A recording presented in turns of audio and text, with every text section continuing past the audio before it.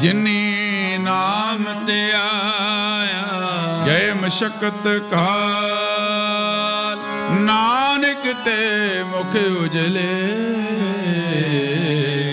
ਕੀਤੀ ਛੁੱਟੀ ਨਾਲ। ਵਾਹਿਗੁਰੂ ਜੀ ਕਾ ਖਾਲਸਾ, ਵਾਹਿਗੁਰੂ ਜੀ ਕੀ ਫਤਿਹ। ਵਾਹਿਗੁਰੂ ਜੀ। ਪਿੰਗਲ ਪਰਬਤ ਪਾਰ ਪਰੇ, ਖਲ ਚਤੁਰ ਬਕੀਤਾ। ਅੰਧਲੇ ਤ੍ਰਿਭਮਣ ਸੂਜਿਆ, ਗੁਰ ਭੇਟ ਪਨੀਤਾ। ਮਹਿਮਾ ਸਾਧੂ ਸੰਗ ਕੀ, ਸੁਣੋ ਮੇਰੇ ਮੀਤਾ। ਮੈਲ ਖੋਈ ਕੋਟ ਅਗ ਹਰੇ, ਨਿਰਮਲ ਪਹਿ ਚੀਤਾ। ਮਹਿਮਾ ਸਾਧੂ ਸੰਗ ਕੀ, ਸੁਣੋ ਮੇਰੇ ਮੀਤਾ। ਮਹਿਮਾ ਸਾਧੂ ਸੰਗ ਕੀ, ਸੁਣੋ ਮੇਰੇ ਮੀਤਾ।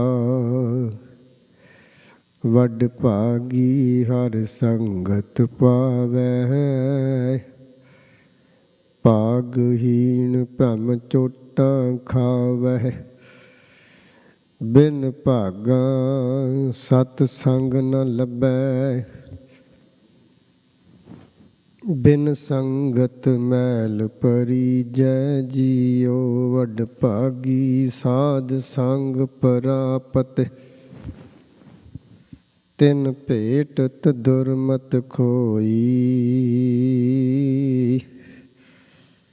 ਤਿਨ ਕੀ ਧੂਰ ਨਾਨਕ ਦਾਸ ਬੰਛੈ, ਜਿਨ ਹਰ ਨਾਮ ਹਿਰਦੈ ਪਰੋਈ।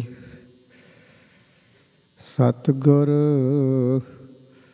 ਆਇਓ ਸ਼ਰਨ ਤੁਹਾਰੀ, ਮਿਲੈ ਸੁਖ ਨਾਮ ਹਰ ਸੋਭਾ। ਚਿੰਤਾ ਲਾਹੇ ਹਮਾਰੀ, ਸੱਜਣ ਸੱਚਾ ਪਾਤਸ਼ਾਹ। ਸਿਰ ਸ਼ਾਹਾਂ ਦੈ ਸ਼ਾਹ, ਜਿਸ ਪਾਸ ਬੈਠਿਆ ਸੋਹੀਐ। ਸਭਨਾ ਦਾ ਵਿਸਾਹੁ। ਵਾਹਿਗੁਰੂ ਜੀ। ਜੈਤ ਸ੍ਰੀ ਮਹੱਲਾ ਪੰਜਵਾ। ਕੋਈ ਜਨ ਹਰਿ ਸਿਉ ਦੇਵੈ ਜੋਰ, ਚਰਨ ਗਹਉ ਬਕਉ ਸੁਭ ਰਸਨਾ। ਦੀਜਹਿ ਪ੍ਰਾਨ ਅਕੋਰ, ਕੋਈ ਜਨ ਹਰਿ ਸਿਉ ਦੇਵੈ ਜੋਰ। ਚਰਨ ਗਹਉ ਬਕਉ ਸੁਭ ਰਸਨਾ। ਦੀਜਹਿ ਪ੍ਰਾਨ ਅਕੋਰ। ਰਹਾਉ ਮਨ ਤਨ ਨਿਰਮਲ ਕਰਤ ਕਿਆਰੋ, ਹਰਿ ਸਿੰਚੈ ਸੁਧਾ ਸੰਜੋਰ। ਯਾ ਰਸ ਮਹਿ ਮਗਨ ਹੋਤ ਕਿਰਪਾ ਤੇ, ਮਹਾ ਬਿਖਿਆ ਤੇ ਤੋਰ। ਆਇਓ ਸ਼ਰਨ ਦੀਨ ਦੁਖ ਭੰਜਨ, ਚਿਤਵੋ ਤੁਮਰੀ ਔਰ। ਅਪੈ ਬਦ ਦਾਨ ਸਿਮਰਨ ਸੁਆਮੀ ਕੋ,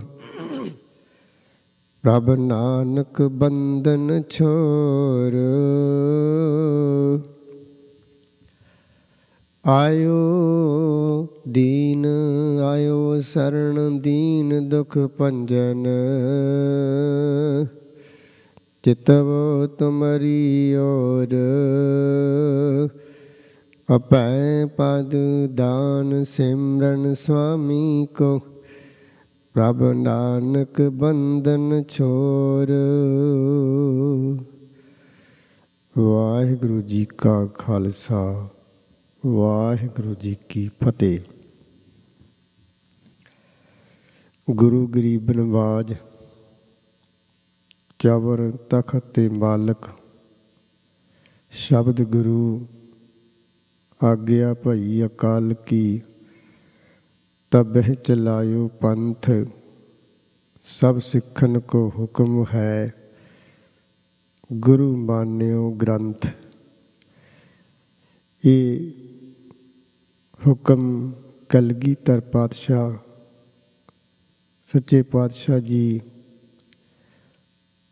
ਹੁਕਮ ਕਰ ਗਏ ਹਨ ਕਿ ਅਸੀਂ ਇਹ ਜੋ ਪੰਥ ਚਲਾਇਆ ਹੈ ਇਹ ਵੀ ਉਹਦੀ ਕਿਰਪਾ ਦਾ ਸਦਕਾ ਉਹਦੀ ਆਗਿਆ ਹੋਈ ਮੁਰਪਿਤ ਸੱਚੇ ਪਾਤਸ਼ਾਹ ਜੀ ਨੇ ਆਪਣੀ ਸਾਰੀ ਕਥਾ ਜੋ ਲਿਖੀ ਹੈ। ਮੈਂ ਆਪਣਾ ਸੁਤ ਤੋਏ ਨਵਾਜਾ ਪੰਥ ਪ੍ਰਚਰ ਕਰਬੇ ਕੋ ਸਾਜਾ ਜਾਹੇ ਤਾਂ ਤੁਮ ਧਰਮ ਚਲਾਏ ਕਬੁੱਧ ਕਰਨ ਤੇ ਲੋਕ ਹਟਾਏ। ਸਤਿਗੁਰੂ ਸੱਚੇ ਪਾਤਸ਼ਾਹ ਜੀ ਨੇ ਆਖਿਆ ਕਿ ਸਾਨੂੰ ਅਕਾਲ ਪੁਰਖ ਨੇ ਹੁਕਮ ਕੀਤਾ ਤੇ ਫਿਰ ਅਸੀਂ ਬੇਨਤੀ ਕੀਤੀ ਠਾੜ ਭਇਓ ਮੈਂ ਜੋਰ ਕਰ ਬਚਨ ਕਹਾ ਸਿਰ ਨਿਆਏ ਪੰਥ ਚੱਲੈ ਤਬ ਜਗਤ ਮੈਂ ਜਬ ਤੁਮ ਕਰੋ ਸੁਹਾਏ। ਇਹ ਵਾਹਿਗੁਰੂ ਅਕਾਲ ਪੁਰਖ ਨੇ ਆਗਿਆ ਕੀਤੀ ਹੈ ਤੇ ਅਸੀਂ ਫਿਰ ਹੱਥ ਜੋੜ ਕੇ ਵਾਹਿਗੁਰੂ ਅਕਾਲ ਪੁਰਖ ਨੂੰ ਬੇਨਤੀ ਕੀਤੀ ਠਾੜ ਭਇਓ ਮੈਂ ਜੋਰ ਕਰ ਬਚਨ ਕਿਆ ਸਿਰ ਨਿਆਏ।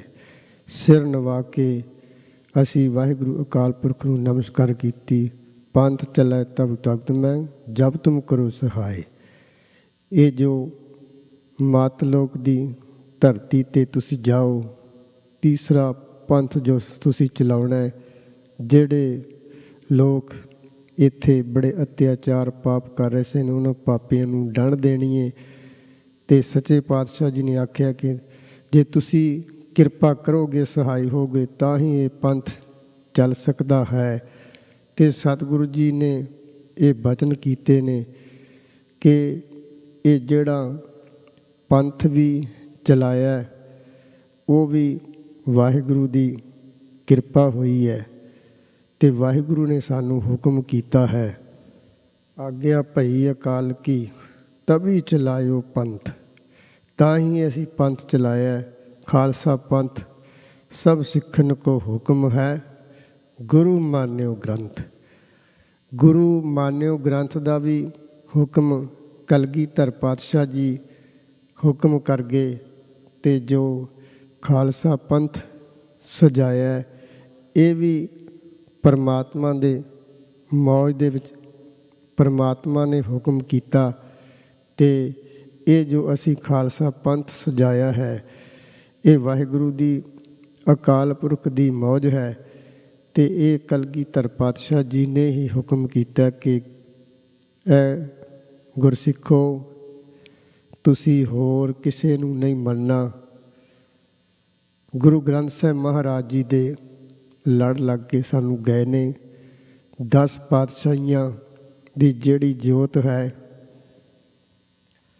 ਉਹ ਗੁਰੂ ਗ੍ਰੰਥ ਸਾਹਿਬ ਜੀ ਦੇ ਵਿੱਚ ਹੈ ਪਰ ਇਹ ਜਿਹੜੀ ਜੋਤ ਹੈ ਇਹ ਸਾਰੇ ਦੇ ਵਸ ਨਹੀਂ ਕਿ ਉਹ ਸਾਰਿਆਂ ਦੀ ਉਹ ਅੱਖਾਂ ਨਹੀਂ ਹਨ ਸਾਰਿਆਂ ਦੀ ਉਹ ਅਵਸਥਾ ਨਹੀਂ ਹੈ ਕਿ ਜਿਹੜਾ ਗੁਰੂ ਗ੍ਰੰਥ ਸਾਹਿਬ ਮਹਾਰਾਜ ਜੀ ਨੂੰ ਹਾਜ਼ਰ ਨਾਜ਼ਰ ਸਮਝੇ।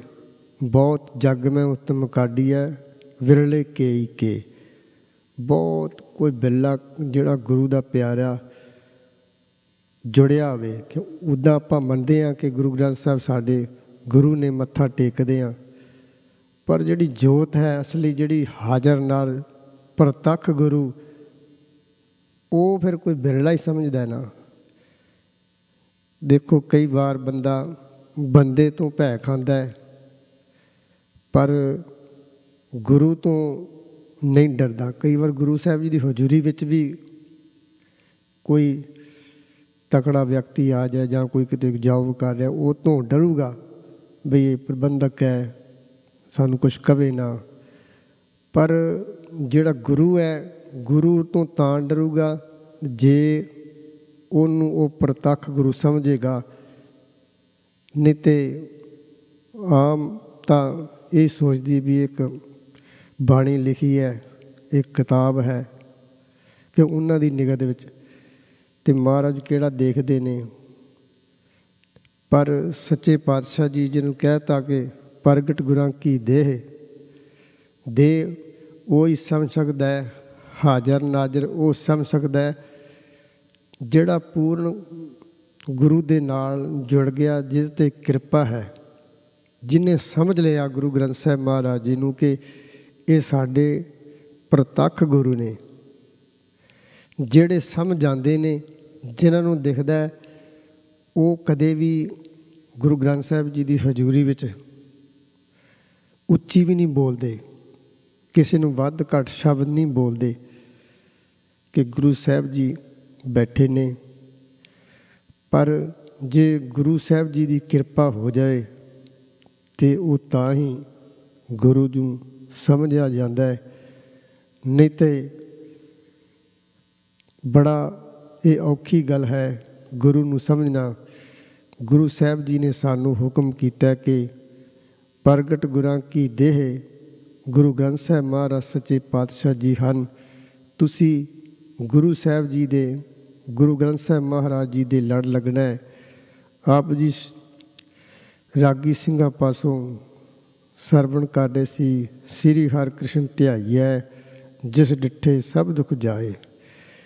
ਨੌਵੇਂ ਗੁਰਾਂ ਦੀ ਜਿਹੜੀ ਸੱਚੇ ਪਾਤਸ਼ਾਹ ਜੀ ਜਿਹੜੀ 10 ਪਾਤਸ਼ਾਹ ਹੋਈਆਂ, ਜੋਤ ਇੱਕ ਹੀ ਰਹੀ। ਗੁਰੂ ਨਾਨਕ ਸਾਹਿਬ ਜੀ ਤੋਂ ਲੈ ਕੇ ਗੁਰੂ ਗੋਬਿੰਦ ਸਿੰਘ ਮਹਾਰਾਜ ਅਤੇ ਗੁਰੂ ਗ੍ਰੰਥ ਸਾਹਿਬ ਮਹਾਰਾਜ, ਜੋਤ ਇੱਕ ਹੀ ਹੈ। ਜਿਵੇਂ ਕੋਈ ਪੁਸ਼ਾਕ ਬਦਲਦੀ ਕਰਦਾ, ਜਿਵੇਂ ਆਪਾਂ ਮੰਨ ਲਓ ਰੋਜ਼ ਆਪਣੇ ਕੱਪੜੇ ਬਦਲੀ ਕਰਦੇ ਹਾਂ, ਪਰ ਸਰੀਰ ਤਾਂ ਆਪਣਾ ਉਹੀ ਰਹਿੰਦਾ ਨਾ, ਸਿਰਫ ਕੱਪੜੇ ਹੀ ਬਦਲੀ ਕਰਦੇ ਹਾਂ। ਇਸੇ ਤਰ੍ਹਾਂ ਗੁਰੂ ਸਾਹਿਬ ਜੀ ਸੱਚੇ ਪਾਤਸ਼ਾਹ ਜੀ ਨੇ ਸਰੀਰ ਬਦਲਿਆ, ਵੱਖੋ ਵੱਖ ਜਾਮਿਆਂ ਵਿੱਚ ਆਏ, ਪਰ ਜਿਹੜੀ ਜੋਤ ਸੀ ਉਹ ਇੱਕ ਹੀ ਰਹੀ। ਗੁਰੂ ਨਾਨਕ ਸਾਹਿਬ ਗੁਰੂ ਅੰਗਦ ਦੇ ਵਿੱਚ ਆ ਗਏ, ਗੁਰੂ ਅਮਰਦਾਸ, ਗੁਰੂ ਰਾਮਦਾਸ। ਇਸੇ ਤਰ੍ਹਾਂ 10 ਜਾਮੇ ਸੱਚੇ ਪਾਤਸ਼ਾਹ ਜੀ ਨੇ ਧਾਰਨ ਕੀਤੇ। ਅਤੇ 10 ਜਾਮਿਆਂ ਦੇ ਵਿੱਚ ਜਿਹੜਾ ਸਰੀਰ ਸੀ, ਕਿਉਂਕਿ ਜਿਹੜਾ ਸਰੀਰ ਹੈ ਉਹ ਨਾਸਵੰਤ ਹੈ, ਉਹ ਇੱਕ ਨਾ ਇੱਕ ਦਿਨ ਇਸ ਭਾਂਡੇ ਨੇ ਫੁੱਟਣਾ ਹੈ। ਪਰ ਜਿਹੜੀ ਵਾਹਿਗੁਰੂ ਦੀ ਜੋਤ ਹੈ ਉਹ ਨਾਸ਼ ਨਹੀਂ ਹੁੰਦੀ, ਉਹ ਸਦਾ ਕਾਇਮ ਰਹਿਣ ਵਾਲੀ ਹੈ। ਅਤੇ ਸਤਿਗੁਰੂ ਜੀ 10 ਜਾਮਿਆਂ ਦੇ ਵਿੱਚ ਆਏ, ਪਰ ਜਿਹੜੀ ਜੋਤ ਹੁਣ ਆਪਾਂ ਜਿੱਥੇ ਬੈਠੇ ਹਾਂ ਗੁਰੂ ਦੀ ਹਜ਼ੂਰੀ ਦੇ ਵਿੱਚ, ਗੁਰੂ ਗ੍ਰੰਥ ਸਾਹਿਬ ਜੀ ਦੇ ਵਿੱਚ ਜੋਤ ਮੌਜੂਦ ਹੈ 10 ਪਾਤਸ਼ਾਹੀਆਂ ਦੀ। ਪਰ ਗੁਰੂ ਦੀ ਕਿਰਪਾ ਹੋਵੇਗੀ ਫਿਰ ਹੀ ਇਸ ਗੱਲ ਨੂੰ ਸਮਝਿਆ ਜਾ ਸਕਦਾ ਹੈ। ਸ੍ਰੀ ਹਰਿਕ੍ਰਿਸ਼ਨ ਧਿਆਈਐ ਜਿਸ ਡਿਠੇ ਸਭ ਦੁੱਖ ਜਾਏ। ਧੰਨ ਗੁਰੂ ਹਰਿਕ੍ਰਿਸ਼ਨ ਸਾਹਿਬ ਮਹਾਰਾਜ ਸੱਚੇ ਪਾਤਸ਼ਾਹ ਜੀ 5-7 ਸਾਲ ਦੀ ਅਵਸਥਾ ਹੈ, ਅਤੇ ਜਿਨ੍ਹਾਂ ਨੂੰ ਅੱਜ ਅਸੀਂ ਨਮਸਕਾਰ ਕਰਦੇ ਹਾਂ, ਜਿਨ੍ਹਾਂ ਨੇ ਸਤਿਗੁਰ ਸੱਚੇ ਪਾਤਸ਼ਾਹ ਜੀ ਨੇ ਆਪਣੇ ਸਰੀਰ 'ਤੇ ਦਿੱਲੀ ਵਿੱਚ ਚੇਚਕ ਦੀ ਬਿਮਾਰੀ ਫੈਲ ਗਈ ਸੀ, ਉਹ ਸਾਰੀ ਆਪਣੇ ਸਰੀਰ 'ਤੇ ਹੰਢਾਇਆ ਅਤੇ ਲੱਖਾਂ ਪ੍ਰਾਣੀਆਂ ਦਾ ਰੋਗ ਦੂਰ ਕੀਤਾ। ਸ੍ਰੀ ਹਰਿਕ੍ਰਿਸ਼ਨ ਧਿਆਈਐ ਜਿਸ ਡਿਠੇ ਸਭ ਦੁੱਖ ਜਾਏ। ਧੰਨ ਗੁਰੂ ਤੇਗ ਬਹਾਦਰ, ਧੰਨ ਗੁਰੂ ਹਰਿਕ੍ਰਿਸ਼ਨ ਸਾਹਿਬ ਮਹਾਰਾਜ ਸੱਚੇ ਪਾਤਸ਼ਾਹ ਜੀ, ਜਿਨ੍ਹਾਂ ਨੂੰ ਆਪਾਂ ਯਾਦ ਕਰਦੇ ਹਾਂ। ਅਵਸਥਾ ਬੜੀ ਛੋਟੀ ਸੀ ਅਤੇ ਪਰ ਕੰਮ ਬਹੁਤ ਵੱਡੇ ਵੱਡੇ ਕੀਤੇ। ਉਹ ਗੁਰੂ ਦੀ ਜੋਤ ਸੀ। ਸਭ ਤੋਂ ਗੁਰੂ ਨਾਨਕ ਸਾਹਿਬ ਆਪ ਉਸ ਜਾਮੇ ਵਿੱਚ ਆਏ, ਤਾਂ ਹੀ ਆਪਾਂ ਉਹਨਾਂ ਨੂੰ ਯਾਦ ਕਰਦੇ ਹਾਂ। ਸ੍ਰੀ ਹਰਿਕ੍ਰਿਸ਼ਨ ਧਿਆਈਐ ਜਿਸ ਡਿਠੇ ਸਭ ਦੁੱਖ ਜਾਏ। ਜਿੰਨੇ ਵੀ ਆਪਾਂ ਇਹ ਗੁਰਬਾਣੀ ਹੈ, ਇਹਦੇ ਵਿੱਚ ਜੋਤ ਇੱਕੋ ਹੀ ਹੈ ਅਤੇ ਜਾਮੇ ਵੱਖਰੋ ਵੱਖਰੇ ਨੇ। ਸਤਿਗੁਰ ਸੱਚੇ ਪਾਤਸ਼ਾਹ ਜੀ ਵੱਖੋ ਵੱਖਰੇ ਜਾਮਾਂ ਵਿੱਚ ਸਾਨੂੰ ਉਪਦੇਸ਼ ਬਖਸ਼ਿਸ਼ ਕਰਦੇ ਰਹੇ, ਜੋ ਅੱਜ ਸ਼ਬਦ ਰੂਪ ਹੋ ਕੇ ਵਰਤ ਰਹੇ ਨੇ। ਦੇਖ ਲਵੋ ਗੁਰੂ ਗ੍ਰੰਥ ਸਾਹਿਬ ਮਹਾਰਾਜ ਦੇਸ਼ਾਂ ਵਿਦੇਸ਼ਾਂ ਵਿੱਚ ਮੌਜੂਦ ਹਨ, ਕਿਉਂਕਿ ਜਿਹੜਾ ਸਰੀਰੀ ਜਾਮਾ ਹੈ ਉਹ ਤਾਂ ਇੱਕ ਜਗ੍ਹਾ ਹੀ ਹੋ ਸਕਦਾ ਹੈ ਨਾ, ਪਰ ਜਿਹੜਾ ਸ਼ਬਦ ਰੂਪ ਹੈ ਇਹ ਜਾਮਾ ਹੈ, ਇਹ ਸਾਰੇ ਸੰਸਾਰ ਦੇ ਵਿੱਚ ਹੀ ਹੈ। ਜਿੱਥੇ ਜਿੱਥੇ ਗੁਰੂ ਨਾਨਕ ਲਾਵਾ ਸਿੱਖ ਵਸਦਾ ਹੈ ਦੇਸ਼ਾਂ ਵਿਦੇਸ਼ਾਂ ਵਿੱਚ, ਉੱਥੇ ਉੱਥੇ ਗੁਰੂ ਗ੍ਰੰਥ ਸਾਹਿਬ ਮਹਾਰਾਜ ਸੱਚੇ ਪਾਤਸ਼ਾਹ ਜੀ ਹਾਜ਼ਰ ਨਾਜ਼ਰ ਨੇ, ਸਾਡੇ ਵਿੱਚ ਹੋ ਕੇ ਉਹ ਵਰਤ ਰਹੇ ਹਨ, ਸਾਨੂੰ ਉਪਦੇਸ਼ ਬਖਸ਼ਿਸ਼ ਕਰ ਰਹੇ ਹਨ। ਤੁਸੀਂ ਸੋਚੋ, ਜੇ ਗੁਰਬਾਣੀ ਨਾ ਹੁੰਦੀ ਤੇ ਆਪਣਾ ਫਿਰ ਕੀ ਹਾਲ ਹੋਣਾ ਸੀ? ਕਿਉਂਕਿ ਗੁਰੂ ਤਾਂ ਹੁਣ ਵੀ ਬੜੇ ਸੰਸਾਰ ਵਿੱਚ ਡੰਮੀ ਪਖੰਡੀ ਆਪਾ ਬਣੇ ਗੁਰੂ ਬੈਠੇ ਨੇ, ਅਤੇ ਜੇ ਗੁਰਬਾਣੀ ਨਾ ਹੁੰਦੀ ਤਾਂ ਫਿਰ ਕਿੰਨੇ ਗੁਰੂ ਹੋਣੇ ਸੀ? ਫਿਰ ਆਪਾਂ ਕਿਹਦੇ ਲੜ ਲੱਗਣਾ ਸੀ? ਇਹ ਤਾਂ ਗੁਰੂ ਅਰਜਨ ਦੇਵ ਮਹਾਰਾਜ ਸੱਚੇ ਪਾਤਸ਼ਾਹ ਜੀ ਨੇ ਪਰਉਪਕਾਰ ਕੀਤਾ, ਜਿਹੜੀ ਗੁਰਬਾਣੀ ਸਾਰੀ ਇਕੱਠੀ ਕਰਕੇ ਸਾਨੂੰ ਇਹ ਗੁਰੂ ਗ੍ਰੰਥ ਸਾਹਿਬ ਜੀ ਸਾਨੂੰ ਬਖਸ਼ਿਆ ਹੈ। ਕਲਗੀਧਰ ਪਾਤਸ਼ਾਹ ਨੇ ਗੁਰਤਾ ਗੱਦੀ ਦੇ ਦਿੱਤੀ ਹੈ। ਇਹ 10 ਪਾਤਸ਼ਾਹੀਆਂ ਦਾ ਬਹੁਤ ਵੱਡਾ ਪਰਉਪਕਾਰ ਹੈ ਕਿ ਸਾਨੂੰ ਗੁਰੂ ਗ੍ਰੰਥ ਸਾਹਿਬ ਬਾਣੀ ਦੇ ਲੜ ਲਾ ਕੇ ਗਏ ਨੇ, ਅਤੇ ਫਿਰ ਸਾਡਾ ਹਾਲ ਬਹੁਤ ਮੰਦਾ ਹੋਣਾ ਸੀ। ਹੁਣ ਆਪਾਂ ਗੁਰਬਾਣੀ ਤੋਂ ਬਗੈਰ ਸਾਧ ਸੰਗਤ, ਹੁਣ ਆਪਾਂ ਗੁਰਦੁਆਰੇ ਸਾਹਿਬ ਜਿਹੜੇ ਆਉਂਦੇ ਨੇ, ਆਪਾਂ ਨੂੰ ਇੱਥੇ ਸ਼ਾਂਤੀ ਆਉਂਦੀ ਹੈ ਨਾ, ਕੁਛ ਬਾਣੀ ਸੁਣ ਕੇ, ਕੁਛ ਸਰਵਣ ਕਰਕੇ, ਕੀਰਤਨ ਸਰਵਣ ਕਰਕੇ ਕੁਛ ਮਿਲਦਾ ਹੈ, ਅਤੇ ਤਾਂ ਹੀ ਆਉਂਦੇ ਆ ਨਾ। ਇਹ ਇੱਕ ਮਨ ਨੂੰ ਸ਼ਾਂਤੀ ਦੇਣ ਵਾਲੀ, ਮਨ ਨੂੰ ਸਕੂਨ ਦੇਣ ਵਾਲੀ, ਅਤੇ ਸਾਡਾ ਜਿਹੜਾ ਜ਼ਿੰਦਗੀ ਦਾ ਅਸਲੀ ਮਨੋਰਥ ਹੈ, ਅਸੀਂ ਨਾਮ ਜਪ ਕੇ ਬਾਣੀ ਪੜ੍ਹ ਕੇ ਆਪਣਾ ਜੀਵਨ ਸਫਲਾ ਕਰਨਾ। ਅਤੇ ਬਾਣੀ ਨਾ ਹੁੰਦੀ ਫਿਰ ਆਪਾਂ ਕੀ ਕਰਦੇ? ਬੜਾ ਔਖਾ ਸੀ। ਇਹ ਸਤਿਗੁਰ ਸੱਚੇ ਪਾਤਸ਼ਾਹ ਜੀ ਨੇ ਸਾਨੂੰ ਨਾਮ ਦੇ ਦਿੱਤਾ, ਗੁਰਬਾਣੀ ਦੇ ਦਿੱਤੀ। ਇਹ ਗੁਰਬਾਣੀ ਨੂੰ ਤੁਸੀਂ ਕੀਰਤਨ ਰੂਪ ਵਿੱਚ ਗਾਓ, ਬਾਣੀ ਨੂੰ ਪੜ੍ਹੋ, ਬਾਣੀ ਦੀ ਕਥਾ ਕਰੋ, ਵਿਚਾਰ ਕਰੋ। ਇਹ ਪ੍ਰਭੂ ਦੀ ਉਸਤਤ ਹੈ। ਜਿਵੇਂ ਕਹਿੰਦੇ ਵੀ ਜਿਹੜਾ ਮਿਸ਼ਰੀ ਹੈ, ਲੱਡੂ ਹੈ, ਬਰਫੀ ਹੈ, ਉਹਨੂੰ ਤੁਸੀਂ ਆਪਾਂ ਜਿੱਧਰੋਂ ਮਰਜ਼ੀ ਉਹਨੂੰ ਖਾ ਲਈਏ, ਉਹ ਮਿੱਠਾ ਹੀ ਹੁੰਦਾ ਹੈ। ਇਹ ਗੁਰਬਾਣੀ ਵੀ ਇਹਨੂੰ ਗਾ ਲਓ, ਇਹਨੂੰ ਜਪ ਲਓ, ਅਤੇ ਇਹਨੂੰ ਵਿਚਾਰ ਲਓ, ਇਹਨੂੰ ਪੜ੍ਹ ਲਓ।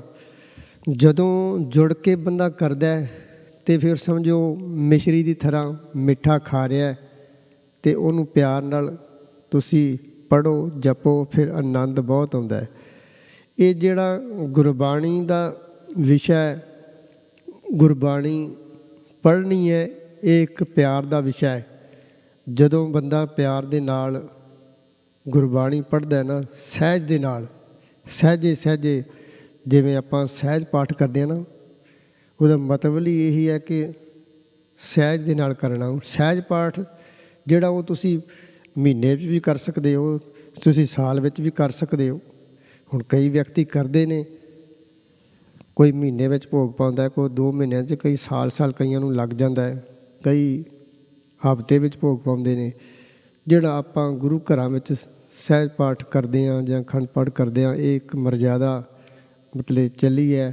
ਸਹਿਜ ਪਾਠ ਕਰੀਦਾ, ਕੋਈ ਹਫ਼ਤੇ ਵਿੱਚ, ਅਖੰਡ ਪਾਠ ਸਾਹਿਬ 3 ਦਿਨਾਂ ਵਿੱਚ ਹੁੰਦਾ ਹੈ। ਉਹ ਪਰੰਪਰਾ ਚੱਲੀ ਹੈ, ਉਹ ਇੱਕ ਗੱਲ ਵੱਖਰੀ ਹੈ। ਪਰ ਜਿਹੜਾ ਸਹਿਜੇ ਸਹਿਜੇ ਪਾਠ ਕਰਨਾ, ਉਹ ਜਿਹੜਾ ਆਨੰਦ ਹੈ ਨਾ, ਉਹ ਗੱਲ ਕੋਈ ਵੱਖਰੀ ਹੈ। ਹੁਣ ਕਈ ਵਾਰ ਆਪਾਂ ਕਹਿ ਤੇ ਦਿੰਦੇ ਹਾਂ ਵੀ ਮੈਂ ਤਾਂ 70 ਅੰਗ ਕਰਤੇ, ਮੈਂ ਤਾਂ 80 ਅੰਗ ਕੀਤੇ ਅੱਜ ਵੀ। ਉਹ ਠੀਕ ਹੈ, ਉਹ ਇੱਕ ਆਪਣੀ ਮਰਜ਼ਾਦਾ ਹੈ, ਆਪਾਂ ਪਾਠ ਵੀ ਕਰਨੇ ਨੇ, ਉਹ 'ਤੇ ਕੋਈ ਕਿੰਤੂ ਨਹੀਂ। ਪਰ ਜਿਹੜੀ ਆਨੰਦ ਲੈਣਾ ਨਾ, ਉਹ ਫਿਰ ਬਾਣੀ ਦੇ ਵਿੱਚ ਖੁੱਭਣਾ ਪੈਣਾ। ਉਹਨੂੰ ਬਾਣੀ ਨੂੰ ਫਿਰ ਹੌਲੀ ਹੌਲੀ ਪੜ੍ਹਨਾ ਪੈਣਾ, ਪਿਆਰ ਦੇ ਨਾਲ। ਬੜਾ ਜਿਵੇਂ ਆਪਾਂ ਪਾਠ ਕਰਾਂਗੇ, ਮੰਨ ਲਓ ਜਪਜੀ ਸਾਹਿਬ ਜੀ ਦਾ ਹੀ ਪਾਠ ਸਰਵਣ ਕੀਤਾ। ਪੜ੍ਹਦੇ ਆਪਾਂ ਪੜ੍ਹਾਂਗੇ ਪਿਆਰ ਦੇ ਨਾਲ। ਇੱਕ ਓੰਕਾਰ ਸਤਿਨਾਮ ਕਰਤਾ ਪੁਰਖ ਨਿਰਭਉ ਨਿਰਵੈਰ ਅਕਾਲ ਮੂਰਤਿ ਅਜੂਨੀ ਸੈਭੰ ਗੁਰ ਪ੍ਰਸਾਦ। ਜਪ ਆਦਿ ਸੱਚ ਜੁਗਾਦ ਸੱਚ ਹੈ ਭੀ ਸੱਚ ਨਾਨਕ ਹੋਸੀ ਭੀ ਸੱਚ। ਕਈ ਇਸ ਤੋਂ ਵੀ ਹੌਲੀ ਚਾਲ ਪੜ੍ਹਦੇ ਨੇ ਬੜੇ ਪਿਆਰ ਦੇ ਨਾਲ, ਵੀ ਹੁਣ ਮੈਂ ਗੱਲਾਂ ਕਰ ਰਿਹਾ ਵੀ ਮੈਨੂੰ ਕਾਹਲੀ ਨਹੀਂ ਕੋਈ ਨਹੀਂ, ਮੈਂ ਭਾਵੇਂ 5 ਬਾਣੀਆਂ ਹੀ ਪੜ੍ਹਨੀਆਂ ਨੇ, ਵੀ ਪੜ੍ਹਨੀਆਂ ਪਿਆਰ ਦੇ ਨਾਲ ਨੇ। ਅਤੇ ਜੇ ਫਿਰ ਹੁਣ ਸਪੀਡ ਤੂੰ ਚੱਕ ਦੋ ਇੱਕ ਓਂਕਾਰ ਸਤਿਨਾਮ ਕਰਤਾ ਪੁਰਖ ਨਿਰਭਉ ਨਿਰਵੈਰ, ਉਹ ਕੁਛ ਗੱਲ ਹੋਰ ਆ ਜਾਂਦੀ ਹੈ। ਜਿੰਨਾ ਤੂੰ ਉਹਦੇ ਵਿੱਚ ਖੁੱਭੇਗਾ ਗੁਰਬਾਣੀ ਵਿੱਚ ਓਨਾ ਤੈਨੂੰ ਆਨੰਦ ਆਵੇਗਾ। ਇਹ ਇੱਕ ਪਿਆਰ ਦਾ ਵਿਸ਼ਾ ਹੈ, ਪ੍ਰੇਮ ਦਾ ਵਿਸ਼ਾ ਹੈ। ਜਿਨ ਪ੍ਰੇਮ ਕੀਓ ਤਿਨ ਹੀ ਪ੍ਰਭ ਪਾਇਓ। ਹੁਣ ਕਈ ਫਟਾਫਟ ਜਪਜੀ ਸਾਹਿਬ ਪੜ੍ਹ ਕੇ ਉਦੋਂ ਪਤਾ ਲੱਗਦਾ ਜਿਨੀ ਨਾਮ ਤੇ ਆਇਆ ਗੈਮ ਸਖਤ ਘਾਲ, ਨਾਨਕ ਤੇ ਮੁਖ ਉਜਲੇ ਕੀਤੀ ਛੁੱਟੀ ਨਾਲ। ਪਤਾ ਹੀ ਨਹੀਂ ਲੱਗਦਾ ਵੀ ਵਿੱਚ ਮੈਂ ਕੀ ਪੜ੍ਹ ਕੇ ਗਿਆ। ਇਹ ਗੁਰਬਾਣੀ ਪਿਆਰ ਦਾ ਵਿਸ਼ਾ ਹੈ ਅਤੇ ਕਈ ਪਿਆਰ ਪ੍ਰੇਮੀ ਵੇਖੇ ਨੇ। ਇੱਕ ਮੈਂ ਪ੍ਰੇਮੀ ਦੇਖੇ ਨੇ ਸਰਦਾਰ ਸਰਜੀਤ ਸਿੰਘ ਸੋਧੀ ਉਸਤਾਦ ਜੀ, ਜਿਹੜੇ ਸੰਥਿਆ ਕਰਾਉਂਦੇ ਨੇ ਮਹਿਤੇ ਚੌਂਕ। ਮੈਂ ਉਹਨਾਂ ਨੂੰ ਵੇਖਿਆ ਬਾਣੀ ਪੜ੍ਹਦਿਆਂ, ਅੱਖੀਂ ਵੇਖਿਆ ਕਿ ਉਹ ਇੰਨੇ ਪਿਆਰ ਵਾਲੇ ਬੰਦੇ ਨੇ। ਉਹ 5 ਬਾਣੀਆਂ 'ਤੇ ਬਹੁਤ ਟਾਈਮ ਲਾਉਂਦੇ ਨੇ ਪੜ੍ਹਨ ਲੱਗਿਆ, ਬਹੁਤ ਹੀ ਪਿਆਰ ਦੇ ਨਾਲ। ਜਪਜੀ ਸਾਹਿਬ 'ਤੇ ਵੀ ਉਹ ਬਹੁਤ ਟਾਈਮ ਲਾ ਦਿੰਦੇ ਨੇ, ਬੜਾ ਹੀ ਉਹਨਾਂ ਨੂੰ ਪਿਆਰ ਹੈ। ਹੌਲੀ ਹੌਲੀ ਹੌਲੀ ਹੌਲੀ ਉਹ ਬਾਣੀ ਪੜ੍ਹਦੇ ਨੇ ਅਤੇ 5 ਬਾਣੀਆਂ ਦੇ ਵਿੱਚ ਬੜਾ ਉਹ ਆਨੰਦ ਲੈਂਦੇ ਨੇ। ਜਿਨ੍ਹਾਂ ਨੂੰ ਆਨੰਦ ਆ ਗਿਆ ਨਾ ਗੁਰਬਾਣੀ ਦਾ ਪੜ੍ਹਨ ਦਾ, ਜੁੜ ਕੇ ਉਹਨਾਂ ਨੂੰ ਫਿਰ ਕਾਹਲੀ ਨਹੀਂ ਹੁੰਦੀ। ਉਹ ਕਹਿੰਦੇ ਅਸੀਂ ਆਨੰਦ ਲੈਣਾ, ਹੌਲੀ ਹੌਲੀ ਪੜ੍ਹਨੀ ਹੈ। ਅਤੇ ਜੇ ਤਾਂ ਗੁਰਬਾਣੀ ਨੂੰ ਪਿਆਰ ਦੇ ਨਾਲ ਪੜ੍ਹੇਗਾ ਫਿਰ ਤਾਂ ਇਹਦੇ ਵਿੱਚ ਸਾਨੂੰ ਕੁਛ ਨਾ ਕੁਛ ਪ੍ਰਾਪਤ ਹੋਏਗਾ, ਗੁਰੂ ਦੀ ਪ੍ਰਾਪਤੀ ਹੋਵੇਗੀ। ਨਹੀਂ ਤਾਂ ਸਾਧ ਸੰਗਤ ਇਹ ਸਾਡੀ ਹੁਣ ਆਪਣੀ ਜਿਹੜੀ ਜਮਾਤ ਹੈ ਗ੍ਰੰਥੀਆਂ ਰਾਗੀਆਂ ਪਾਠੀਆਂ ਵਾਲੀ, ਸੋ ਕੋਈ ਗੁੱਸਾ ਵੀ ਨਾ ਕਰੇ ਕੋਈ ਪਾਠੀ ਸਿੰਘ ਕੋਈ ਗ੍ਰੰਥੀ ਸਿੰਘ ਸੁਣਦਾ ਹੋਵੇ, ਕਿਉਂਕਿ ਅਸੀਂ ਕਿੰਨੀ ਗੁਰਬਾਣੀ ਪੜ੍ਹਦੇ ਹਾਂ। ਮਸ਼ਕੀਨ ਸਾਹਿਬ ਕਹਿੰਦੇ ਸੀ ਵੀ ਪਾਠੀਆਂ ਦੀ 50-50 ਸਾਲ ਲੱਗ ਜਾਂਦੀ ਉਮਰ, ਕਿੰਨੇ ਕਿੰਨੇ ਪਾਠ ਕਰਦੇ ਨੇ ਉਹ, ਸਹਿਜ ਪਾਠ ਖੰਡ ਪਾਠ, ਪਰ ਕਹਿੰਦੇ ਜੁੜਦਾ ਕੋਈ ਘੱਟ ਹੀ ਹੈ। ਕਿਉਂਕਿ ਇੰਨੀ ਗੁਰਬਾਣੀ ਜੇ ਕਹਿੰਦੇ ਤੁਸੀਂ ਪੜ੍ਹੋਗੇ ਅਤੇ ਜੇ ਗੁਰਬਾਣੀ ਜਿਹੜੀ ਤੁਸੀਂ ਮੰਨ ਲਓ 50 ਸਾਲ ਲੰਘ ਗਏ ਤੁਹਾਡੇ ਪਾਠ ਕਰਦਿਆਂ, ਅਤੇ ਜੇ ਤਾਂ ਕਹਿੰਦੇ ਪਿਆਰ ਦੇ ਨਾਲ ਪੜ੍ਹੀ ਹੁੰਦੀ ਅਤੇ ਫਿਰ ਕੁਛ ਨਾ ਕੁਛ ਤਾਂ ਲਾਭ ਹੋਏਗਾ। ਨਹੀਂ ਤਾਂ ਕਹਿੰਦੇ 50 ਸਾਲ ਐਂ ਹੀ ਲੰਘ ਜਾਂਦੇ ਨੇ ਨਾ। ਕਿੰਨੇ ਕਿੰਨੇ ਸਹਿਜ ਪਾਠ ਕਿੰਨੇ ਕਿੰਨੇ ਖੰਡ ਪਾਠ ਕਰਦੇ ਨੇ। ਸਰਦਾਰ ਸਰਜੀਤ ਸਿੰਘ ਸੋਧੀ ਜਿਹੜੇ ਸੰਥਿਆ ਕਰਾਉਂਦੇ ਨੇ ਮੈਂ, ਅਤੇ ਉਹ ਕਹਿੰਦੇ ਭਾਈ ਬਈ ਭਾਵੇਂ ਕੋਈ ਪਾਠ ਕਰਦਾ ਨਾ, ਮੰਨ ਲਓ ਤੇਰਾ ਕਿੱਤਾ ਹੀ ਹੈ, ਤੂੰ ਇਹਦੇ ਪੈਸੇ ਲੈਣਾ, ਪਰ ਕਹਿੰਦੇ ਜੇ ਤੂੰ ਇਹਨੂੰ ਪਿਆਰ ਨਾਲ ਪੜ੍ਹ ਲਏਗਾ ਨਾ ਅਤੇ ਤੇਰਾ ਛੁਟਕਾਰਾ ਹੋ ਜਾਏਗਾ। ਭਾਵੇਂ ਤੇਰਾ ਇਹਨੂੰ ਹੁਣ ਕਿਰਤ ਬਣ ਗਈ, ਤੂੰ ਤੇਰੀ ਕਿਰਤ ਹੀ ਇਹ ਹੈ, ਤੇਰੀ ਜੋਬ ਇਹੀ ਹੈ। ਪਰ ਇਹ ਜਿਹੜੀ ਜੋਬ ਵੀ ਹੈ ਨਾ, ਮੰਨ ਲਓ ਇਹ ਗ੍ਰੰਥੀ ਸਿੰਘ ਦੀ ਜੋਬ ਹੈ, ਇਹ ਇੱਕ ਬਹੁਤ ਵੱਡੀ ਉੱਚੀ ਪਦਵੀ ਹੈ, ਬੜੀ ਉੱਚੀ ਸੁੱਚੀ ਇਹ ਸੇਵਾ ਹੈ। ਤੈਨੂੰ ਇਹਦੇ ਮਾਇਆ ਵੀ ਮਿਲਣੀ ਹੈ, ਸੰਗਤ ਬੜਾ ਤੇਰਾ ਸਤਿਕਾਰ ਕਰਦੀ ਹੈ, ਘਾਟਾ ਤੈਨੂੰ ਗੁਰੂ ਕੋਈ ਨਹੀਂ ਰਹਿਣ ਦਿੰਦਾ। ਕਹਿੰਦੇ ਜੇ ਤੂੰ ਗੁਰੂ ਗ੍ਰੰਥ ਸਾਹਿਬ ਮਹਾਰਾਜ ਜੀ ਦੀ ਸੇਵਾ ਪਿਆਰ ਦੇ ਨਾਲ ਕਰ ਲਏਗਾ ਨਾ, ਅਤੇ ਜਾਂ ਤੇਰਾ ਪਾਰ ਉਤਾਰਾ ਹੋ ਜਾਏਗਾ। ਅਤੇ ਜੇ ਤੂੰ ਐਵੇਂ ਹੀ ਫਰਜ਼ ਜਿਹਾ ਹੀ ਸਮਝੇਗਾ, ਠੀਕ ਹੈ ਮਾਇਆ ਮਿਲ ਜਾਂਦੀ ਹੈ ਅਤੇ ਆਪਣੀ ਜੋਬ ਹੈ, ਅਤੇ ਫਿਰ ਬਹੁਤਾ ਤੈਨੂੰ ਕਹਿੰਦੇ ਲਾਭ ਨਹੀਂ ਹੋਣਾ।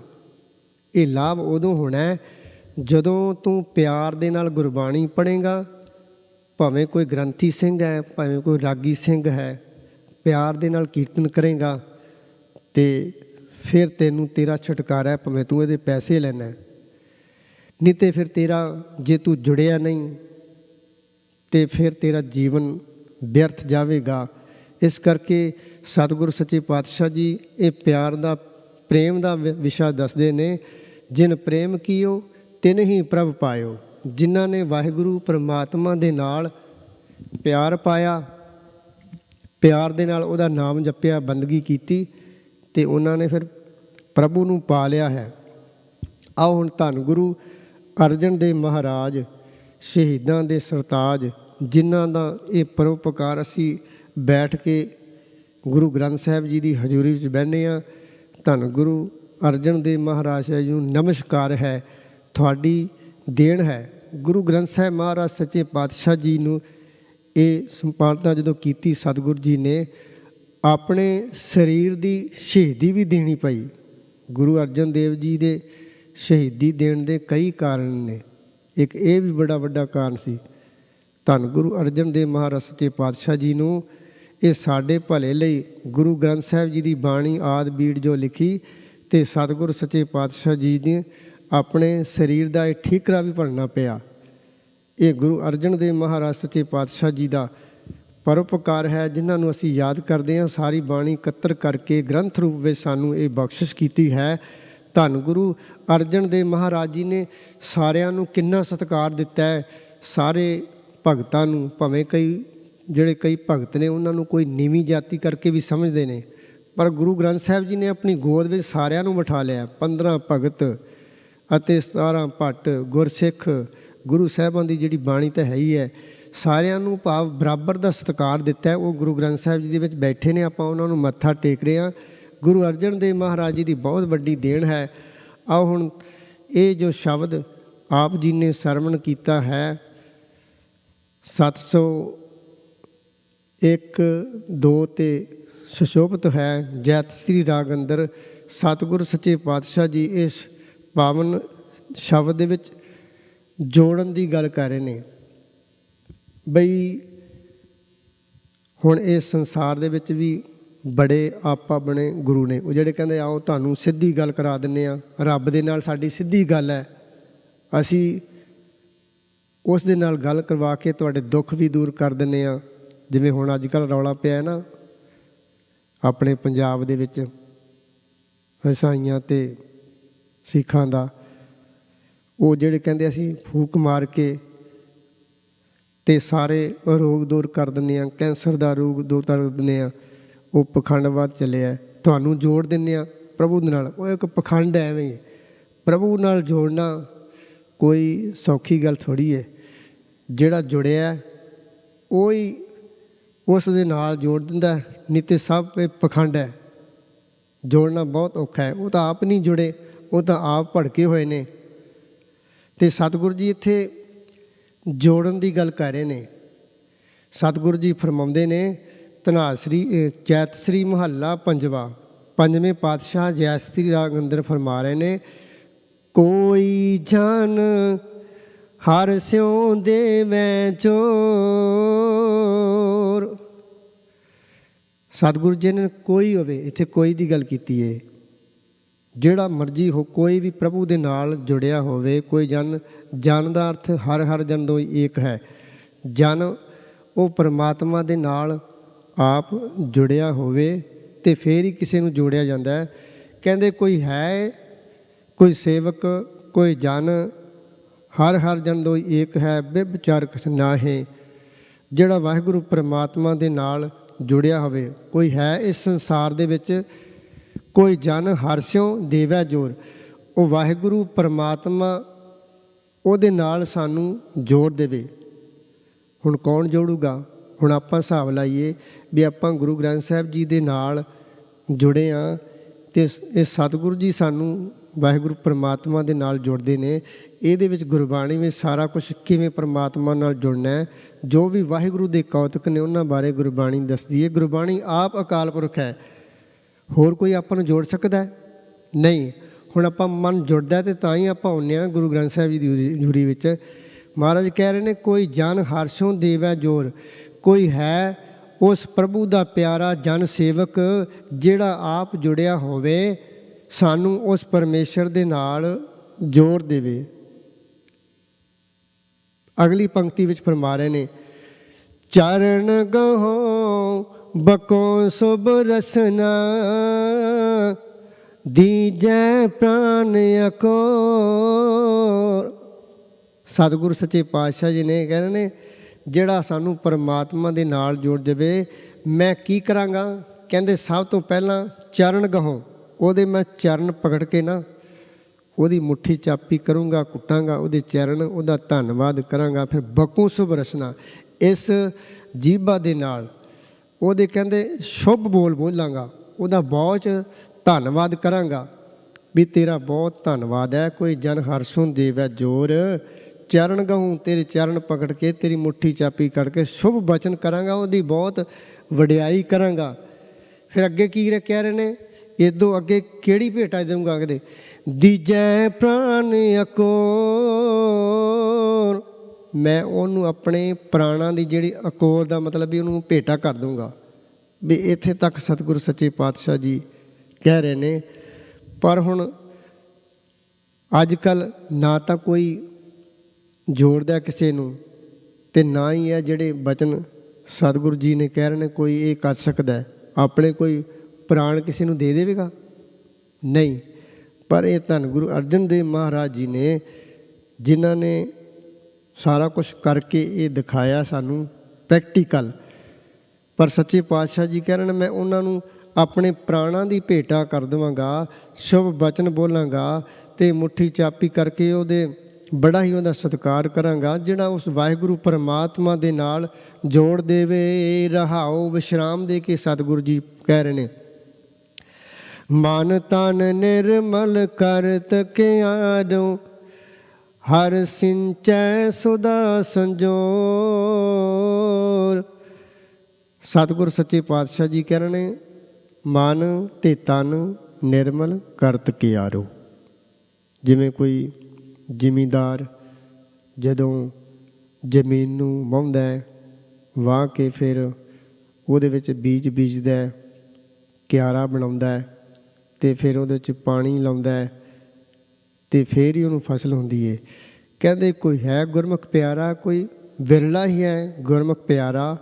ਮਨ ਅਤੇ ਤਨ ਨਿਰਮਲ ਕਰਤ ਕਿਆਰੋ, ਆਪਣੇ ਮਨ ਨੂੰ ਮਾੜੇ ਕੰਮਾਂ ਵੱਲ ਹਟਾਉਣਾ ਅਤੇ ਤਨ ਸਰੀਰ ਹੈ, ਅਤੇ ਸਰੀਰ ਦੇ ਅੰਦਰ ਜਿਹੜੇ ਅੰਦਰ ਫੁਰਨੇ ਚੜ੍ਹਦੇ ਨੇ, ਇਹਨਾਂ ਨੂੰ ਰੋਕ ਕੇ ਕਹਿੰਦੇ ਕੋਈ ਵਿਰਲਾ ਹੀ ਗੁਰਮੁਖ ਪਿਆਰਾ, ਜਿਹੜਾ ਮਨ ਅਤੇ ਤਨ ਨੂੰ ਨਿਰਮਲ ਕਰਤ ਕਿਆਰੋ। ਇਹ ਨਿਰਮਲ ਕਿਆਰਾ ਤਾਂ ਹੀ ਬਣੇਗਾ ਜੇ ਸਾਡੇ ਅੰਦਰ ਜਿਹੜੇ ਵਿਸ਼ੇ ਵਿਕਾਰ ਨੇ, ਜਿਹੜੀ ਹਉਮੈ ਦੀ ਮੈਲ ਹੈ, ਉਹ ਦੂਰ ਹੋਵੇਗੀ। ਕੋਈ ਵਿਰਲਾ ਜਿਹੜਾ ਮਨ ਅਤੇ ਤਨ ਨੂੰ ਇਹ ਨਿਰਮਲ ਕਿਰਤ ਕਿਆਰਾ ਬਣਾ ਕੇ ਫਿਰ ਹਰ ਸਿੰਚੈ ਸਿੱਧਾ ਸੰਜੋਰ। ਫਿਰ ਬੀਜ ਕਿਹੜਾ ਬੀਜਣਾ? ਉਸ ਵਾਹਿਗੁਰੂ ਪਰਮਾਤਮਾ ਦੇ ਨਾਮ ਦਾ ਸਰੀਰ ਦੇ ਅੰਦਰ ਬੀਜ ਬੀਜਿਆ ਜਾਂਦਾ ਹੈ। ਪਰ ਕੋਈ ਵਿਰਲਾ ਹੀ ਹੈ ਗੁਰਮੁਖ ਪਿਆਰਾ, ਮਨ ਨੂੰ ਨਿਰਮਲ ਕਿਆਰਾ ਕਰਾਉਣਾ। ਹੁਣ ਕਿਆਰਾ ਕਿਹਦਾ ਬਣੇਗਾ ਨਿਰਮਲ? ਜਿਹਦੇ ਫੁਰਨੇ ਰੁਕ ਗਏ ਨੇ, ਜਿਹੜੇ ਕਾਮ, ਕ੍ਰੋਧ, ਲੋਭ, ਮੋਹ, ਹੰਕਾਰ, ਨਿੰਦਿਆ, ਚੁਗਲੀ, ਈਰਖਾ, ਹੰਕਾਰ, ਦਵੈਸ਼ ਮਨ 'ਤੇ ਭਰਿਆ ਪਿਆ। ਮਨ ਨੂੰ ਨਿਰਮਲ ਤਾਂ ਹੋਣਾ ਜੇ ਉਹ ਮਰਨਗੇ। ਜਿਹੜੇ ਅੰਦਰ ਆਪਣੇ ਚੱਲ ਰਹੇ ਨੇ ਨਾ, ਜਿਹੜੇ ਪੰਜਾਂ ਦੇ ਆਪਾਂ ਅਧੀਨ ਹਾਂ, ਉਹ ਹੀ ਨਹੀਂ ਸਾਡੇ ਖਤਮ ਹੋ ਰਹੇ, ਉਹ ਹੀ ਸਾਡਾ ਅੰਦਰ ਭਰਿਆ ਪਿਆ। ਕਿਉਂਕਿ ਅੰਦਰ ਜਿਹੜੀ ਨਾਮ ਦੀ ਵਸਤੂ ਤਾਂ ਹੀ ਟਿਕ ਸਕਦੀ ਹੈ, ਕਿਉਂ? ਵਸਤੂ ਅੰਦਰ ਵਸ ਸਮਾਵੈ, ਦੂਜੀ ਹੋਵੇ ਪਾਸ। ਜਿਵੇਂ ਕੋਈ ਭਾਂਡਾ, ਉਹ ਪਹਿਲਾਂ ਹੀ ਬਾਲਟੀ ਵਿੱਚ ਪਾਣੀ ਭਰੀ ਪੀਏ ਅਤੇ ਆਪਾਂ ਹੋਰ ਪਾਵਾਂਗੇ, ਉਛਲੂਗੀ, ਡੁੱਲੂਗਾ, ਉਹਦੇ ਵਿੱਚ ਪਾਣੀ ਨਹੀਂ ਪਵੇਗਾ। ਇਸੇ ਤਰ੍ਹਾਂ ਜਿਹੜਾ ਮਨ ਤੇ ਸਾਡਾ ਨਾ, ਪਹਿਲਾਂ ਹੀ ਬੜੇ ਇਹਦੇ ਵਿੱਚ ਜਨਮਾਂ ਜਮਾਤਰਾਂ ਦੀ ਮੈਲ ਲੱਗੀ ਹੋਈ ਹੈ। ਜਨਮ ਜਨਮ ਕੀ ਇਸ ਮਨ ਕੋ ਲਾਗੀ, ਕਾਲਾ ਹੋਆ ਸਿਆਹੂ। ਇਹ ਕਾਲਾ ਹੋਇਆ ਸੋ ਹੈ, ਕਿਉਂਕਿ ਸਾਧ ਸੰਗਤ ਸਾਡਾ ਬਾਣੀ ਵਿੱਚ ਮਨ ਤਾਂ ਨਹੀਂ ਜੁੜਦਾ ਨਾ। ਅਸੀਂ ਆਪਣੇ 'ਤੇ ਗੱਲ ਢੁਕਾ ਕੇ ਕਰਨੀ ਚਾਹੀਦੀ ਹੈ ਵੀ ਬਾਣੀ ਵਿੱਚ ਮਨ ਤਾਂ ਹੀ ਟਿਕੇਗਾ ਅਤੇ ਜੇ ਸਾਡੇ ਅੰਦਰ ਜਿਹੜੀ ਅੰਦਰ ਮੈਲ ਹੈ ਨਾ, ਜਿਹੜੀ ਉਹ ਦੂਰ ਹੋਵੇਗੀ ਨਾ, ਅਤੇ ਫਿਰ ਹੀ ਇਹਦੇ 'ਚ ਨਾ ਬਾਣੀ ਟਿਕ ਸਕਦਾ ਹੈ ਤਾਂ ਹੀ ਨਹੀਂ ਸਾਡਾ ਮਨ ਜੁੜਦਾ ਨਾ। ਮਨ ਇੰਨਾ ਸ਼ੈਤਾਨ ਹੈ, ਉਹ ਹਜ਼ੂਰੀ 'ਚ ਬੈਠਿਆਂ ਵੀ ਇੱਧਰ ਉੱਧਰ ਫਿਰਦਾ ਰਹੂਗਾ। ਇਹ ਮਨ ਬੜਾ ਚੰਚਲ ਹੈ। ਮਨ ਨਿਰਮਲ ਤਾਂ ਹੀ ਹੋਣਾ ਜਦੋਂ ਸਾਡੇ ਅੰਦਰ ਗੁਰੂ ਦੀ ਕਿਰਪਾ ਦੇ ਨਾਲ ਵਿਸ਼ੇ ਵਿਕਾਰਾਂ 'ਤੇ ਕੰਟਰੋਲ ਹੋ ਗਿਆ, ਨਿੰਦਿਆਂ ਚੁਗਲੀ 'ਤੇ ਕੰਟਰੋਲ ਹੋ ਗਿਆ ਅਤੇ ਮਨ ਸ਼ਾਂਤ ਹੋ ਗਿਆ, ਟਿਕਾ ਗਿਆ। ਸਮਝੋ ਫਿਰ ਇਹ ਕਿਆਰਾ ਬਣ ਗਿਆ। ਇਹ ਹਕੀਕਤ ਹੈ, ਇਹ ਸੱਚਾਈ ਹੈ। ਇਹ ਮਨ ਕਿੱਦਾਂ ਕਿਆਰਾ ਬਣੇਗਾ? ਜਦੋਂ ਟਿਕਾ ਆ ਗਿਆ, ਸਹਿਜ ਆ ਗਿਆ ਵੀ ਜੋ ਵਾਹਿਗੁਰੂ ਨੇ ਜਿੰਨਾ ਕੁ ਦਿੱਤਾ ਉਹਦੇ ਵਿੱਚ ਸ਼ਾਂਤੀ ਆ ਗਈ ਵੀ ਠੀਕ ਹੈ, ਉਹਦਾ ਧੰਨਵਾਦ ਹੈ। ਅਤੇ ਨਹੀਂ ਤਾਂ ਫਿਰ ਕਈ ਸਾਰੀ ਉਮਰ ਝੂਰਦੇ ਹੀ ਰਹਿੰਦੇ ਨੇ, ਦੂਜਿਆਂ ਵੱਲ ਵੇਖ ਕੇ ਝੂਰੀ ਜਾਣਾ। ਹਾਏ ਇਹਦਾ ਬੜਾ ਕਾਰੋਬਾਰ ਹੈ, ਇਹਦਾ ਬੜਾ ਬਿਜ਼ਨਸ ਹੈ, ਮੇਰੇ ਕੋਲ ਤਾਂ ਕੁਛ ਨਹੀਂ, ਇਹ ਬਹੁਤ ਵਧੀਆ ਰੋਟੀ ਖਾਂਦਾ ਹੈ। ਹਰ ਟਾਈਮ ਝੂਰਦੇ ਰਹਿਣਾ, ਫਿਰ ਉਹ ਕਿਆਰਾ ਨਹੀਂ ਮਨ ਦਾ ਬਣੇਗਾ। ਮਨ ਨੂੰ ਟਿਕਾਉਣਾ, ਜਦੋਂ ਮਨ ਟਿਕਿਆ, ਸਹਿਜ ਆ ਗਿਆ, ਆਨੰਦ ਆਉਣ ਲੱਗ ਗਿਆ, ਵਿਰਾਗ ਆਉਣ ਲੱਗ ਗਿਆ ਅਤੇ ਬਾਣੀ ਚੋਟ ਕਰਦੀ ਹੈ ਜਦੋਂ, ਅਤੇ ਫਿਰ ਸਮਝੋ ਮਨ ਦਾ ਕਿਆਰਾ ਬਣ ਗਿਆ, ਮਨ ਟਿਕ ਗਿਆ। ਅਤੇ ਮਨ ਤਨ, ਜਿਹੜਾ ਤਨ ਸਰੀਰ ਹੈ, ਇਹ ਕਿਆਰਾ ਕਿਵੇਂ ਬਣੇਗਾ? ਨਿਰਮਲ ਕਿਆਰੋ। ਨਿਰਮਲ ਕਿਆਰਾ ਕਦੋਂ ਬਣੇਗਾ? ਜਦੋਂ ਇਹ ਜਿਹੜਾ ਤਨ ਹੈ, ਇਹਦੇ ਨਾਲੇ ਤੂੰ ਮਾੜੇ ਕੰਮ ਕਰਨੋਂ ਹਟ ਜਾਏਗਾ। ਹੁਣ ਜਿਵੇਂ ਇਹ ਸਰੀਰ ਹੈ ਤਨ, ਇਹਦੇ ਨਾਲ ਤੂੰ ਮਾੜੇ ਕੰਮ ਕਰਦਾ, ਚੋਰੀ ਕਰਦਾ, ਹੋਰ ਬੇਵਿਚਾਰ ਕਰਦਾ, ਜਿਹੜਾ ਤੈਨੂੰ ਗੁਰੂ ਨੇ ਹੁਕਮ ਕੀਤਾ ਕਿ ਇਹ ਸਰੀਰ ਦੇ ਨਾਲ ਤੂੰ ਮਾੜੇ ਕੰਮ ਨਹੀਂ ਕਰਨੇ। ਇੱਕ ਮਨ ਦੇ ਕਰਕੇ ਗਲਤੀ ਹੁੰਦੀ ਹੈ, ਇੱਕ ਸਰੀਰ ਕਰਕੇ ਗਲਤੀ ਹੁੰਦੀ ਹੈ। ਜਦ ਤੱਕ ਤੇਰਾ ਇਹ ਕੰਟਰੋਲ ਨਹੀਂ ਹੁੰਦਾ ਅਤੇ ਨਿਰਮਲ ਕਿਆਰਾ ਨਹੀਂ ਫਿਰ ਬਣ ਸਕਦਾ। ਮਨ ਕਰਕੇ ਜਿਹੜੀਆਂ ਮਨ ਦੀਆਂ ਗਲਤੀਆਂ ਦੇ ਮਨ ਦੇ ਨਾਲ ਗਲਤੀਆਂ ਕਰਦਾ, ਉਹਨੂੰ ਕੰਟਰੋਲ ਕਰਨਾ। ਤਨ ਕਰਕੇ ਜਿਹੜਾ ਸਰੀਰ ਹੈ, ਇਹਦੇ ਨਾਲ ਤੂੰ ਕਹਿੰਦੇ ਮਾੜੇ ਕੰਮ ਨਹੀਂ ਕਰਨੇ, ਨਾ ਇਹਦੇ ਨਾਲ ਕਿਸੇ ਦਾ ਤੂੰ ਕਤਲ ਕਰਨਾ, ਨਾ ਇਸ ਹੱਥਾਂ ਦੇ ਨਾਲ ਤੂੰ ਚੋਰੀ ਕਰਨੀ ਹੈ, ਨਾ ਇਸ ਹੱਥਾਂ ਦੇ ਨਾਲ ਤੂੰ ਝੂਠੇ ਸਾਇਨ ਕਰਨੇ ਨੇ ਵੀ ਜਿਹਦਾ ਕੋਈ ਨੁਕਸਾਨ ਹੋਵੇ। ਇਹ ਕੰਮ ਤੋਂ ਤੂੰ ਹਟੇਗਾ, ਮਨ ਅਤੇ ਤਨ ਕਰਕੇ ਨਿਰਮਲ ਕਿਆਰਾ ਬਣਾਏਗਾ ਅਤੇ ਫਿਰ ਉਹਦਾ ਬੀਜ ਬੀਜਿਆ, ਜਿਹੜਾ ਬੀਜੇਗਾ ਫਿਰ ਉੱਗੇਗਾ। ਫਿਰ ਜਿਹੜਾ ਹਰ ਸਿੰਚੈ ਸੁਧਾ ਸੰਜੋਰ, ਜਿਹੜਾ ਨਾਮ ਦਾ ਜਿਹੜਾ ਬੀਜਿਆ ਬੀਜ ਹੈ, ਸੰਜੋਗ ਕਰਨਾ, ਉਹ ਫਿਰ ਤੈਨੂੰ ਫਿਰ ਹੀ ਉਹਦਾ ਲਾਭ ਹੈ। ਨਹੀਂ ਤਾਂ ਕੋਈ ਤੇਰੇ ਇਹ ਜਿਹੜਾ ਸਮਾਂ ਤੂੰ ਬੀਤ ਰਿਹਾ, ਜਿਹਦੇ ਵਿੱਚ ਤੂੰ ਆਪਣਾ ਜੀਵਨ ਬਤੀਤ ਕਰਨਾ ਹੈ, ਜੇ ਤੂੰ ਇਹਨਾਂ ਗੱਲਾਂ ਵੱਲ ਖਿਆਲ ਨਹੀਂ ਦੇਂਗਾ ਤਾਂ ਤੇਰਾ ਜਿਹੜਾ ਜੀਵਨ ਹੈ ਬਿਰਥ ਹੈ। ਸਤਿਗੁਰੂ ਜੀ ਕਹਿ ਰਹੇ ਨੇ, ਕੋਈ ਗੁਰੂ ਦੀ ਕਿਰਪਾ ਵਾਲਾ, ਕੋਈ ਗੁਰਮੁਖ ਪਿਆਰਾ ਵਿਰਲਾ ਹੀ ਹੈ ਜਿਹੜਾ ਮਨ ਤਨ ਨਿਰਮਲ ਕਰਤ ਕਿਆਰੋ। ਆਪਣੇ ਮਨ ਨੂੰ, ਆਪਣੇ ਤਨ ਨੂੰ ਮਾੜੇ ਸਰੀਰ ਦੇ ਨਾਲ ਮਾੜੇ ਕੰਮ ਨਹੀਂ ਕਰਨੇ। ਮਨ ਨੂੰ, ਇਹ ਮਨ ਦੇ ਫੁਰਨਿਆਂ ਨੂੰ ਰੋਕ ਲੈਣਾ ਅਤੇ ਇਹ ਮਨ ਅਤੇ ਤਨ ਨਿਰਮਲ ਕਰਤ ਕਿਆਰਾ। ਅਤੇ ਫਿਰ ਹਰ ਸਿੰਚੈ ਸਿੱਧਾ ਸੰਜੋਰ, ਹਰੀ ਵਾਹਿਗੁਰੂ ਪਰਮਾਤਮਾ ਦੇ ਨਾਂ ਦਾ ਇਹ ਜਿਹੜਾ ਬੀਜ ਦਿੱਤਾ, ਫਿਰ ਉਹਦਾ ਫਲ ਹੀ ਫਲ ਹੈ, ਫਿਰ ਉੱਗੂਗਾ। ਇਹ ਰਸ ਮੈਂ ਮਗਨ ਹੋਤ ਕਿਰਪਾ ਤੇ ਮਹਾਂ ਬਿਖਿਆ ਤੇ ਤੋਰ। ਸਤਿਗੁਰੂ ਜੀ ਸੱਚੇ ਪਾਤਸ਼ਾਹ ਜੀ ਇੱਥੇ ਮਨ ਅਤੇ ਤਨ ਦੀ ਗੱਲ ਕਰਕੇ ਗਏ ਨੇ ਨਾ, ਵੀ ਇਹਦੇ ਵਿੱਚ ਬੀਜ ਬੀਜਣਾ।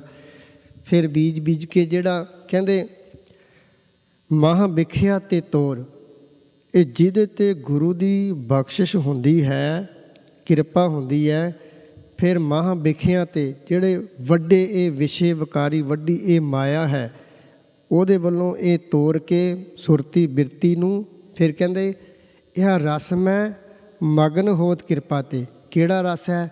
ਨਾਮ ਦਾ ਰਸ। ਉਹਦੇ ਵਿੱਚ ਫਿਰ ਕਹਿੰਦੇ ਮਗਨ ਹੋ ਜਾਂਦਾ। ਫਿਰ ਉਹਨਾਂ ਨੂੰ ਜਦੋਂ ਇਹ ਰਸ ਆ ਜਾਂਦਾ, ਫਿਰ ਜਿਹੜੇ ਰਾਮ ਰਸ ਪੀਆ ਰੇ ਜਿਹ ਰਸ ਵਿਸਰ ਗਏ ਰਸ ਹੋਰ।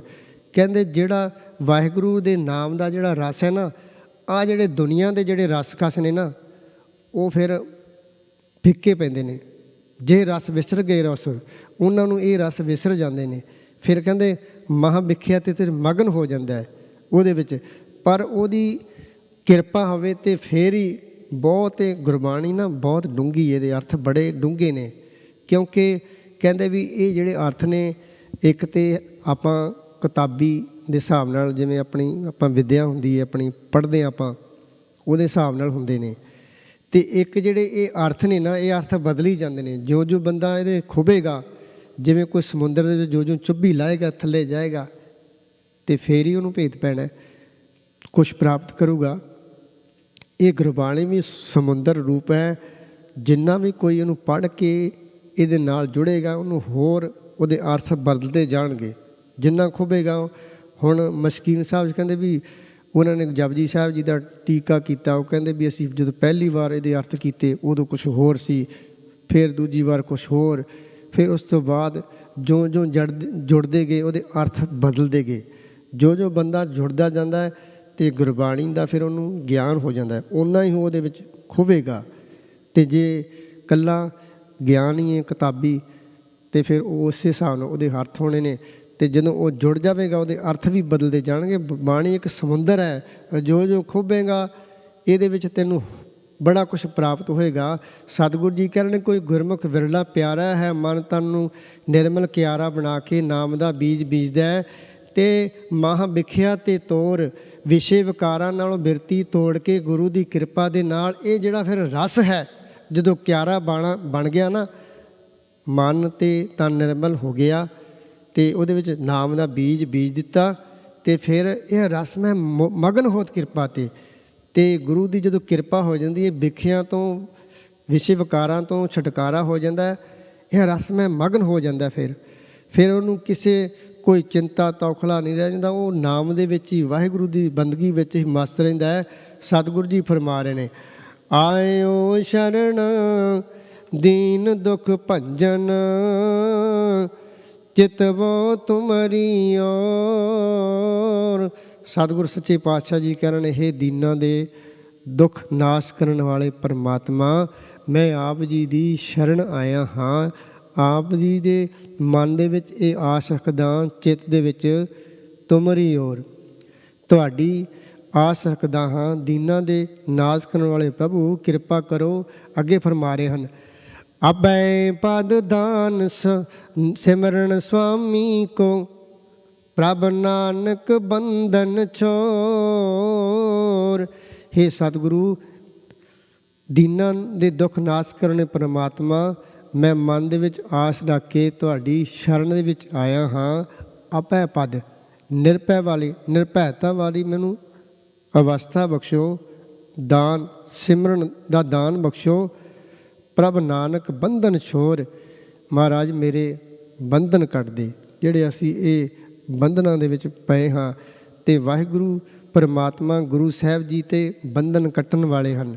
ਸਤਿਗੁਰੂ ਜੀ ਨੇ 52 ਜਿਹੜੇ ਰਾਜੇ ਗਵਾਲੀਅਰ ਦੇ ਕਿਲ੍ਹੇ ਵਿੱਚ ਕੈਦ ਸਨ, ਸਤਿਗੁਰ ਸੱਚੇ ਪਾਤਸ਼ਾਹ ਜੀ ਜਦੋਂ ਕਿਲ੍ਹੇ ਵਿੱਚ ਰਿਹਾਅ ਹੋਣ ਲੱਗੇ, ਅਤੇ ਉਹ ਜਿਹੜੇ 52 ਰਾਜੇ ਸਨ, ਉਹ ਮਹਾਰਾਜ ਦੀਆਂ ਬੜੇ ਮਿੰਨਤਾਂ ਤਰਲੇ ਕਰਦੇ ਨੇ ਕਿ ਮਹਾਰਾਜ ਕਿਰਪਾ ਕਰੋ, ਤੁਸੀਂ ਹੁਣ ਇਸ ਕਿਲ੍ਹੇ ਦੇ ਵਿੱਚ ਜਾ ਰਹੇ ਹੋ ਰਿਹਾਅ ਹੋ ਕੇ, ਸਾਡੇ ਵੀ ਬੰਧਨ ਛੋਰ, ਸਾਡੇ ਬੰਧਨਾਂ ਨੂੰ ਕੱਟ ਦਿਓ ਮਹਾਰਾਜ, ਅਸੀਂ ਇੱਥੇ ਕਿਲ੍ਹੇ ਦੇ ਵਿੱਚ ਹੀ ਮਰ ਜਾਵਾਂਗੇ। ਜਿਹੜਾ ਗਵਾਲੀਅਰ ਦਾ ਜਿਹੜਾ ਕਿਲ੍ਹਾ ਹੈ, ਉੱਥੇ ਜਦੋਂ ਇਤਿਹਾਸ ਦਾ ਬਹੁਤ ਲੰਬਾ ਹੈ, ਮਹਾਰਾਜ ਸੱਚੇ ਪਾਤਸ਼ਾਹ ਜੀ ਵੀ ਜਦੋਂ ਉਸ ਕਿਲ੍ਹੇ ਵਿੱਚ ਕੈਦ ਰਹੇ, ਜਦੋਂ ਰਿਹਾਅ ਹੋਣ ਲੱਗੇ, ਅਤੇ ਫਿਰ ਉਹ ਰਾਜੇ ਕਹਿਣ ਲੱਗੇ ਮਹਾਰਾਜ ਸਾਨੂੰ ਵੀ ਸਾਡੇ ਬੰਧਨ ਕੱਟ ਦੇਵੋ। ਅਤੇ ਸਤਿਗੁਰੂ ਜੀ ਨੇ 52 ਕਲੀਆਂ ਵਾਲਾ ਚੋਲਾ ਸਵਾ ਕੇ, ਅਤੇ ਉਹਨਾਂ ਰਾਜਿਆਂ ਨੂੰ ਇਕੱਲੀ ਇਕੱਲੀ ਤਣੀ ਪਕੜਾ ਕੇ, ਅਤੇ ਉਹਨਾਂ ਰਾਜਿਆਂ ਦੇ ਜਿਹੜੇ ਬੰਧਨ ਸੀ ਉਹ ਕੱਟ ਦਿੱਤੇ। ਉਹਨਾਂ ਨੂੰ ਵੀ ਨਾਲ ਹੀ ਸਤਿਗੁਰੂ ਜੀ ਕਿਲ੍ਹੇ 'ਚੋਂ ਬਾਹਰ ਲੈ ਆਏ।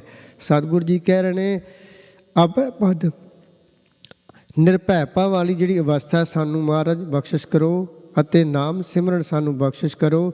ਪ੍ਰਭ ਨਾਨਕ ਬੰਧਨ ਛੋਰ, ਸਾਡੇ ਜਿਹੜੇ ਮਹਾਰਾਜ ਇਹ ਬੰਧਨ ਪਏ ਨੇ, ਸਾਨੂੰ ਬੰਧਨਾਂ ਤੋਂ ਛੁਟਕਾਰਾ ਕਰ ਦਿਓ ਸਾਡਾ।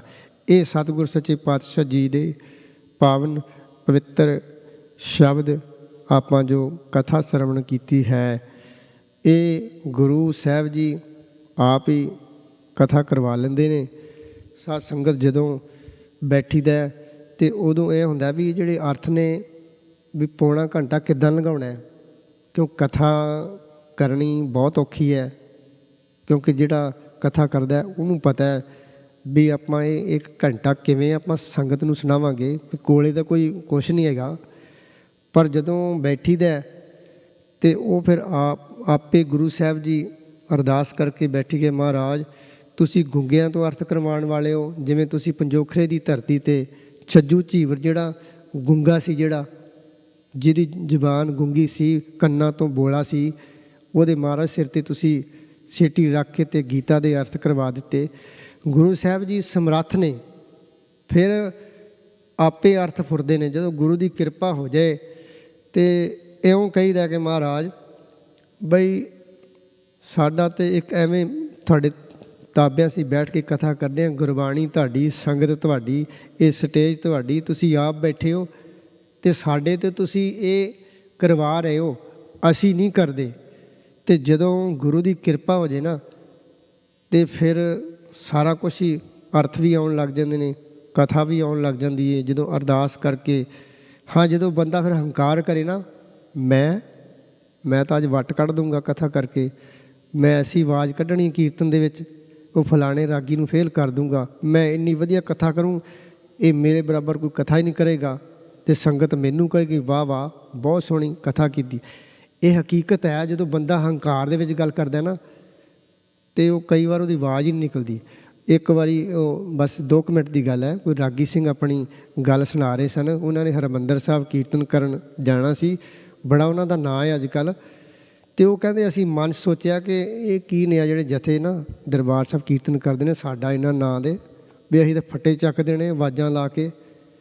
ਉਹ ਕਹਿੰਦੇ ਮਨ 'ਚ ਅਸੀਂ ਹੰਕਾਰਿਆ ਸੀ, ਅਤੇ ਜਦੋਂ ਉੱਥੇ ਕੀਰਤਨ ਸ਼ੁਰੂ ਕਰਨ ਲੱਗੇ ਕਹਿੰਦੇ ਸਾਡੀਆਂ ਆਵਾਜ਼ਾਂ ਹੀ ਨਾ ਨਿਕਲਣ, ਕੋਈ ਗੱਲ ਹੀ ਨਾ ਬਣੇ। ਅਤੇ ਫਿਰ ਕਹਿੰਦੇ ਵੀ ਜੋ ਅਸੀਂ ਮਨ ਸੋਚਿਆ ਸੀ ਉਹ ਸਾਡਾ ਜਿਹੜਾ ਫੁਰਨਾ ਵਿੱਚ ਹੀ ਰਹਿ ਗਿਆ।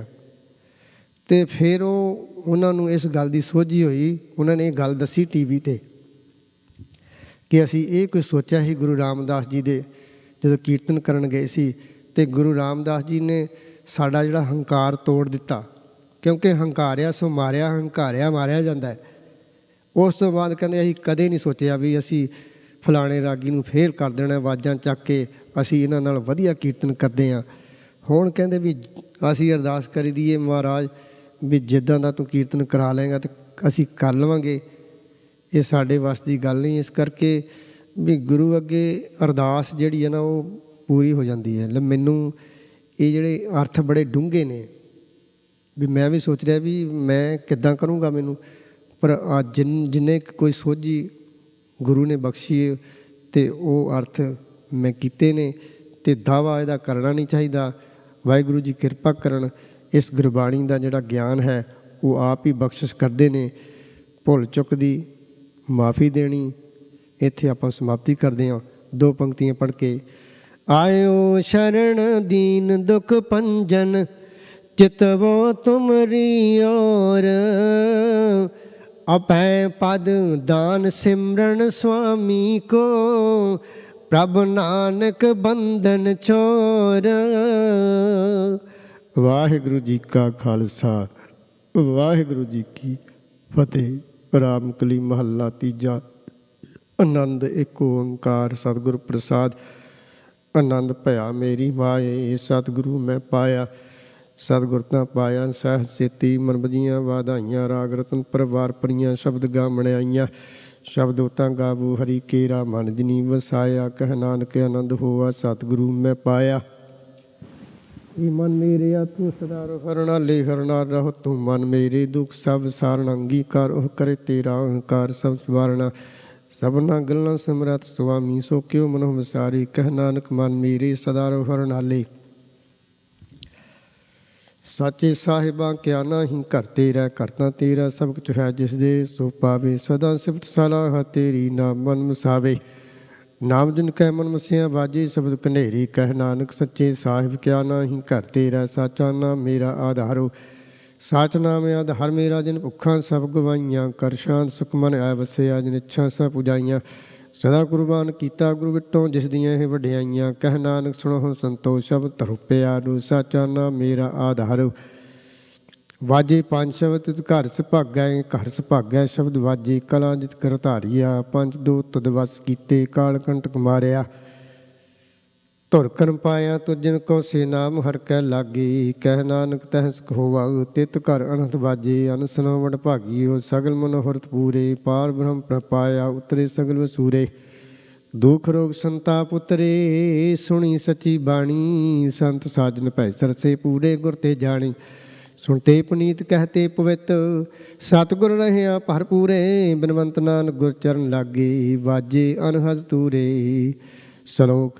ਪਵਨ ਗੁਰੂ ਪਾਣੀ ਪਿਤਾ, ਮਾਤਾ ਧਰਤ ਮਹੱਤ, ਦਿਵਸ ਰਾਤ ਦੋਇ ਦਾਈ ਦਾਇਆ, ਖੇਲਾ ਸਗਲ ਜਗਤ। ਚੰਗਿਆਈਆਂ ਬੁਰਿਆਈਆਂ ਵਾਚੈ ਧਰਮ ਦੂਰ, ਕਰਮੀ ਆਪੋ ਆਪਣੀ, ਕੇ ਨੇੜੇ ਕੇ ਦੂਰ।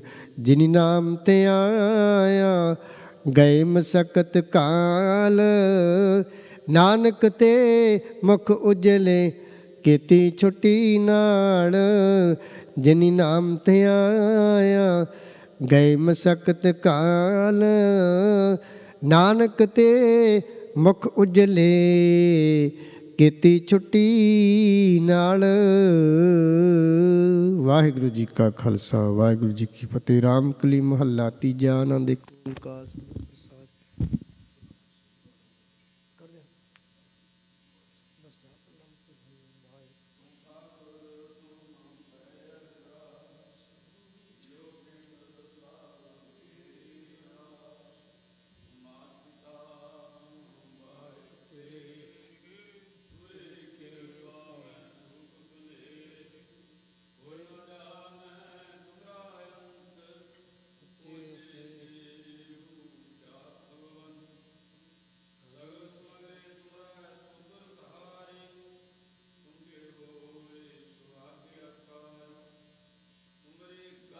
ਮਿਤ ਤੁਮ ਹੀ ਜਾਣੀ, ਨਾਨਕ ਦਾਸ ਰਾਖ ਬਾਣੀ।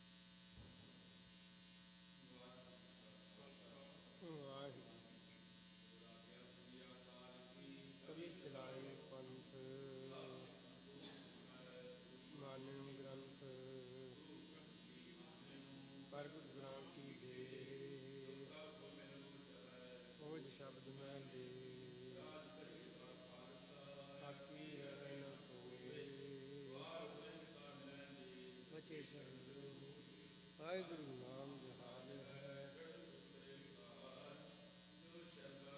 ਸਿਮ ਦੇ ਗੋਪਾਲ ਕਰਨਹਾਰ ਕਲਗੀ ਸੋ ਹੈ ਸੀਸ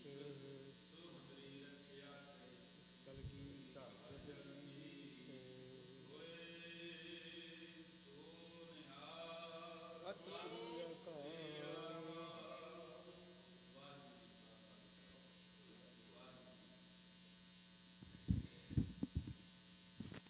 ਵਾਹਿਗੁਰੂ ਜੀ ਹੋਵੈ ਸਿਫਤ ਖਸਮ ਦੀ ਡੋਰ ਔਰ ਸਹੁ ਕੁਰ ਸਹੁ ਝਟੀਐ ਤੁਧ ਡਿਠੇ ਸੱਚੇ ਪਾਤਸ਼ਾਹ ਮਲ ਜਨਮ ਜਨਮ ਦੀ ਕੱਟੀਐ ਸੱਜਣ ਸੱਚਾ ਪਾਤਸ਼ਾਹ ਸਿਰ ਸ਼ਾਹਾਂ ਦਾ ਸ਼ਾਹ ਜਿਸ ਪਾਸ ਬੈਠਿਆ ਸੋਹੀ ਹੈ ਸਭਨਾ ਦਾ ਵਿਸਾਹੋ। ਵਾਹਿਗੁਰੂ ਜੀ ਜੈਤ ਸ੍ਰੀ ਮਹੱਲਾ ਪੰਜਵਾਂ ਚਾਤ੍ਰਿਕ ਚਿਤਵਤ ਬਰਸਤ ਮੇਹੇ ਕਿਰਪਾ ਸਿੰਧ ਕਰੁਣਾ ਪ੍ਰਭ ਤਾਰੋ ਹਰ ਪ੍ਰੇਮ ਭਗਤ ਕੋ ਨੇਹ ਚਾਤ੍ਰਿਕ ਚਿਤਵਤ ਬਰਸਤ ਮੇਹ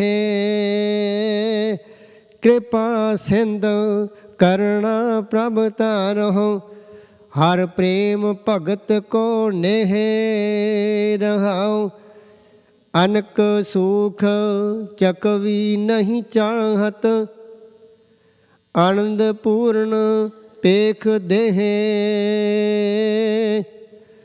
ਆਨ ਉਪਾਵ ਨ ਜੀਵਤ ਮੀਨਾ